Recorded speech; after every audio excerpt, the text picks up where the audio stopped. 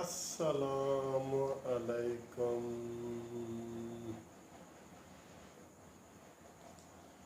मेरे प्यारे दोस्तों भाइयों, कैसे हो? खैरियत है? ठीक है। घड़ी पे टाइम देख रहे हैं? ये जो है 2:10 हो गए। मिडनाइट वीडियो ओवरसीज़ पाकिस्तानियों के लिए जनाब मुनसिफ अवान एडवोकेट हाजिर है। ओवरसीज़ का जो हमने ये प्रोग्राम शुरू किया है, ये अब आपकी फरमाइश के मुताबिक ही होगा। मैंने पहले दिन वैक्सीन के बारे में मैंने बात की, बड़ा अप्रिशिएट किया और बड़े लोग इसमें फंसे हुए हैं, हज़ारों लोग फंसे हुए हैं। और उसके बाद मैंने जनाब मोबाइल की पाबंदी जो है, इधर मोबाइल आप लाते हैं बंद हो जाते हैं, फिर 20-25 हज़ार देना पड़ता है, उसकी मैंने सख्त मुखालफत की कि उनको रिलीज़ किया जाए। फिर जनाब मैंने कल प्रॉपर्टी के बारे में, जो नाजायज़ कब्ज़े हो जाते हैं ओवरसीज़ के लिए, यहाँ ओवरसीज़ पाकिस्तानी कमीशन बना हुआ है और उसके मुतल्लिक बात की थी। और ये मैं बता दूं दोस्तों कि जो नीचे लोग कमेंट्स कर रहे होते हैं ना, ये वीडियो में वाहिद वीडियो है जिसमें मैं कहता हूँ कि ये गैर सियासी वीडियो होगी। इसमें कोई पीटीआई की मुखालफत नहीं होगी, कोई नून लीग की हिमायत नहीं होगी, कोई जस्टिस पार्टी की बात नहीं होगी। ये गैर जानिबदाराना खालिसतन मसाइल के ऊपर बात होगी, मसाइल के ऊपर, ठीक है।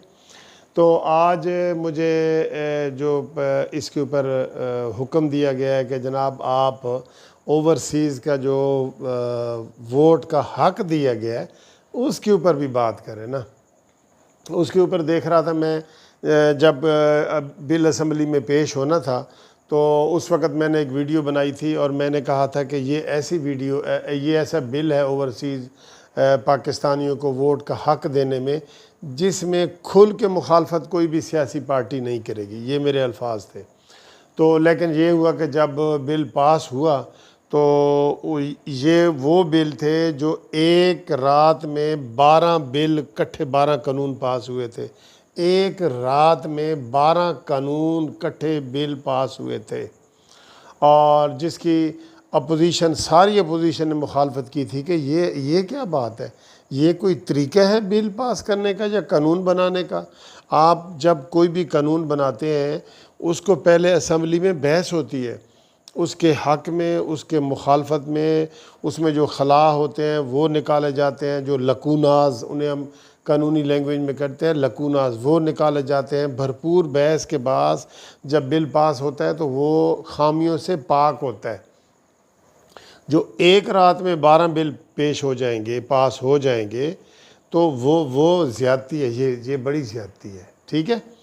तो इसके ऊपर ये हुआ था कि जिस दिन ये बिल पेश होना था, ओवरसीज़ पाकिस्तानियों को वोट को हक़ देने का बिल, उस दिन अपोजिशन ने बाईकाट किया था कि हमें आप एतमाद में क्यों नहीं ले रहे, ठीक है। तो जबकि मुझे वो तकरीर याद है जिसमें मियाँ शहबाज शरीफ साहब ने ओवरसीज़ वालों को वोट को हक़ देने के हवाले से कहा था और उन्होंने अपनी तजवीज़ दी थी कि मैं ये तजवीज़ देता हूँ कि कौमी असम्बली में 5 से लेके 7 सीटें और सेनेट में 2 सीटें मखसूस कर दी जाए कि ये बैरून मुल्क के जो लोग हैं ये उसमें होंगे, जिस तरह ख़वातीन की होती है ना सीटें, या जिस तरह जनाब लेबर की और ये टेक्निकल की, वकीलों की भी हमारी होती हैं, ये जैसे आज़म नज़ीर तारड़ वगैरह जीते हैं सारे, तो इस तरह ये होती हैं, सीटें होती हैं। तो शहबाज शरीफ ने कहा था जी कि 7 सीटें कौमी असम्बली में और 2 सेनेट में रखें। लेकिन यहाँ पे जो मौजूदा हुकूमत ने बिल पास किया है ना, वो सिर्फ़ वोट देने का बिल है, इलेक्शन लड़ने का भी नहीं है। इसमें क्लियर लड़ने का नहीं है कि आपकी कितने सीटें होंगी। हाँ, ये उसमें उन्होंने कहा है कि जो भी बाहर के मुल्क से आएगा ना, वो डायरेक्ट इलेक्शन लड़े, डायरेक्ट इलेक्शन जैसे होता है वो इलेक्शन लड़े, और अगर वो जीत जाएगा तो उसको कहेंगे कि आप अपनी जो बाहर की शहरियत है, सिटीज़नशिप है, वो छोड़ो और पाकिस्तान की अपना लो। अगर वो हार जाएगा तो कहेंगे चलो जी जिधरों आए सो उधर ही जाओ तुसी, ठीक है। तो ये अभाम है, ये कोई सही बात नहीं है कि वो इलेक्शन लड़े, पैसा लगाए, ना जीते तो वापस चला जाए। ये ऐसे बात नहीं है। देखें दुनिया में कितने मुल्क हैं, जर्मनी है, नॉर्वे है, बहुत सारे मुल्क हैं जिन्होंने ड्यूअल नेशनैलिटी पे पाबंदी लगाई हुई है। वो ये कहते हैं कि आप खुदा न खास्ता मुल्कों में जंग लग जाए तो आपने जर्मनी की जो है ना वो हुकूमत और अवाम का हलफ लिया होता है कि मैं जर्मनी के साथ रहूँगा। अब जर्मनी और अगर पाकिस्तान की खुदा न खास्ता, समझाने के लिए कह रहा हूँ, जंग लग जाए तो आप किसका साथ देंगे? आपकी पाकिस्तान की भी नेशनलिटी होगी, जर्मनी की भी नहीं। तो उन मुल्कों ने ये पाबंदी लगा दी है कि आप सिर्फ़ एक नेशनलिटी रख सकते हैं, और अगर आप पाकिस्तानी हैं, आप जर्मन बनना चाहते हैं तो आपको पाकिस्तान की छोड़नी पड़ती है, यहाँ फिर वीज़ा लेके आना पड़ता है। ये है। तो जो वोट का राइट ऑफ वोट दिया गया है, इसकी किसी भी सियासी पार्टी ने खुल के मुखालफत नहीं की।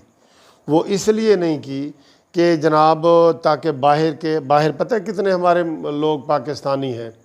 तकरीबन एक अंदाजे के मुताबिक 80 लाख लोग, बाज़ लोग तो इसको 1 करोड़ भी कहते हैं, 80 लाख लोग बैरून मुल्क पाकिस्तानी जॉब कर रहे हैं, जो हर महीने इतना रेमिटेंस भेजते हैं। ठीक है, इसलिए मैं ये समझता हूँ कि जब ये कानून पास हो गया है, अब सेनेट से पास होना है, यहाँ जून में पास हुआ था कौमी असम्बली में, ग़ालिबन 21 या 26 जून को पास हुआ था, तो उसके बाद सेनेट में अभी होना है। तो उसमें हम ये रिक्वेस्ट कर रहे हैं कि उसमें जो शिके हैं कि जो बाहर का जो पाकिस्तानी है उसको वोट का हक़ आपने दे दी है, क्या वो डायरेक्ट आके इलेक्शन लड़ेगा, या जो शहबाज शरीफ की तजवीज़ है कि उसके लिए मखसूस सीटें कर दी जाएँ, वो मखसूस सीटें कर दी जाएँ और वो उसके ऊपर सिर्फ बैरून मुल्क वाला बैरून मुल्क से मुकाबला करे, वो लड़ेगा। ये काफ़ी चीज़ें इसमें अभी रहती हैं। सेनेट में जब ये पेश होगा ना तो उसमें ये सारी चीज़ें होंगी। बहरहाल मजमूई तौर पे मैंने ये देखा है कि बाहर के जो पाकिस्तानी हैं वो बिल्कुल बाहर तो नहीं है ना सर। एक बंदा बाहर है, उनके माँ बाप पाकिस्तान में हैं, उनके बहन भाई पाकिस्तान में हैं, या उनके बीवी बच्चे पाकिस्तान में हैं।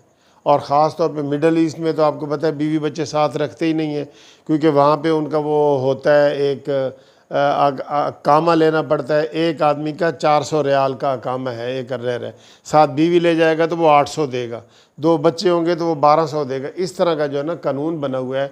इसलिए मिडल ईस्ट में आप देखते हैं, यूएई में, मिडल ईस्ट में, सऊदी अरब में, वहाँ पे लोग फैमिलियाँ बहुत कम रखते हैं और सिटीज़नशिप वो नहीं देते।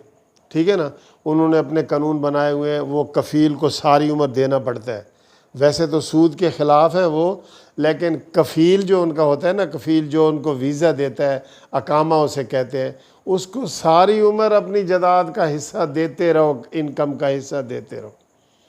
ये किधर का कानून है यार? देखें, ये हमारे इस्लामी मुल्कों का यही कानून है। सऊदी अरब वगैरह की बात कर रहा हूँ कि मैं जाऊँगा ना, मुझे एक अरबी जो है ना वो अकामा देगा कि भाई मेरे पास रहो। जैसे वो होता है स्पॉन्सर टाइप होता है ना कि ये मेरे साथ ये करे। वो फिर बिज़नेस मैं करूँगा, फ्रिजों की दुकान मैं खोलूँगा, लेकिन आधे पैसे इनकम के हर महीने मैं कफ़ील को दे दूँगा। ये लो जी, और वो जब मर्ज़ी मुझे निकाल दे। कोई बेसिक राइट वहाँ पे नहीं है जिस तरह यूरोप और अमेरिका में है। अमेरिका में तो जनाब उधर आपका बच्चा पैदा हो गया एयरपोर्ट पे तो वो आपको सिटीज़नशिप दे देते हैं।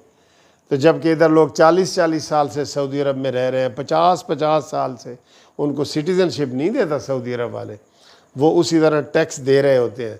ठीक है, तो ये बड़े मसले हैं इनके, ये बड़े मसले हैं। इसके ऊपर हम डिटेल वाली वीडियो बनाएंगे इंशाल्लाह, और हुकूमत पाकिस्तान से अपील करेंगे कि मिडल ईस्ट के जो लोग हैं उनको वहाँ मुस्तकिल सिटीज़नशिप का भी कानून बनवा के, ये हुकूमतें निगोसिएशन करती हैं। जैसे मैं आपको बताऊं, यूके का वीज़ा सबसे महंगा है, यूके का वीज़ा। ये फिर हुकूमत का काम है ना, वज़ीर ख़ारजा जाए उनसे कहे कि सर जी आपने इंडिया के लिए इतने 10 रुपये रखे हुए हैं, हमारे लिए आपने 100 रुपये रखे हुए हैं। क्यों भाई? क्योंकि वो फिर अगर ऐसी पाबंदी लगाएं ना, मैंने पहले दिन आपको बताया था कि ब्राज़ील का वीज़ा, मेरा पहला वीज़ा लगा था ब्राज़ील का, तो वहाँ पे यहाँ पे एक कौंसलेट था एजाज़, वो वकील था, तो मेरी उससे दोस्ती हो गई। उसने कहा जी कि ब्राज़ील अमेरिका के मुकाबले में एक छोटा मुल्क है, लेकिन हमारी जो पॉलिसी है, अगर ब्राज़ील के बंदे के अमेरिका 10 वीज़े रिजेक्ट करेगा ना, तो ब्राज़ील भी उनके 10 वीज़े रिजेक्ट करेगा। फिर वो घबराते हैं, वो यार कोका कोला तो फलाना तो जिलेट रेज़र, तो इनकी कंपनी सारी अमेरिका में है, उनके वहाँ बिज़नेस है, उनके वीज़े भी रिफ्यूज़ होते हैं। इसलिए वो कहते हैं, ब्राज़ील वाले कहते हैं वो 10 वीज़े देते हैं, हम 10 देते हैं, वो 10 रिजेक्ट करते हैं, हम 10 रिजेक्ट करते हैं, बिल्कुल बराबरी पे बराबरी। वो 100 रुपये वीज़े का लेते हैं, हम भी 100 रुपये लेते हैं। तो इस तरह की पॉलिसियाँ आप रख सकते हैं। अगर आप मसलन यूके से कहें, यूके के कितने ब्रिटिश हैं जो इधर आके बिज़नेस में उनकी कंपनी है, सारी कंपनियाँ ही फ़ॉरेन की हैं यार। ये लू बिस्किट तो फलाने, तो ये यूरोप और इधर के लोग हैं ना सारे, उनके तो इधर बहुत बिज़नेस है। हम ये बड़े मसले हल कर सकते हैं अगर हमारी हुकूमत संजीदगी से काम करे तो।